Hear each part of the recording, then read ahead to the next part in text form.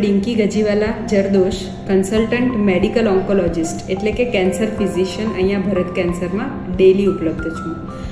આપણે કેન્સરને કોઈપણ ટાઈપના કેન્સરને સારું કરવા માટેની 3 પદ્ધતિ હોય છે, જેમાંની એક છે સર્જરી, એક છે રેડિયેશન અને એક છે મેડિકલ ઓન્કોલોજી એટલે કે કેન્સરની દવાઓ.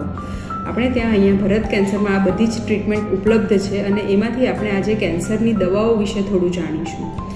જેમ કેન્સરના કેસીસ વધી રહ્યા છે તે રીતે કેન્સરમાં રિસર્ચ પણ ઘણું બધું થઈ રહ્યું છે અને નવી રિસર્ચના કારણે કેન્સરની ઘણી નવી દવાઓ પણ શોધાઈ રહી છે. પહેલાં કેન્સરમાં કન્વેન્શનલ આપણે કીમોથેરાપીનો ઉપયોગ કરતા હતા, જેનો ઉપયોગ હજી પણ કરીએ છીએ કેન્સરને સારું કરવા, પણ તેની સાથે કેટલીક ટાર્ગેટેડ થેરાપી અને ઇમ્યુનોથેરાપી જેવી દવાઓનો ઉપયોગ પણ વધ્યો છે અને આ બધી દવાઓ વિશે નવી રિસર્ચ થતી રહી છે કે જેનાથી આ ઇનક્યોરેબલ કે ડેડલી કેન્સરનું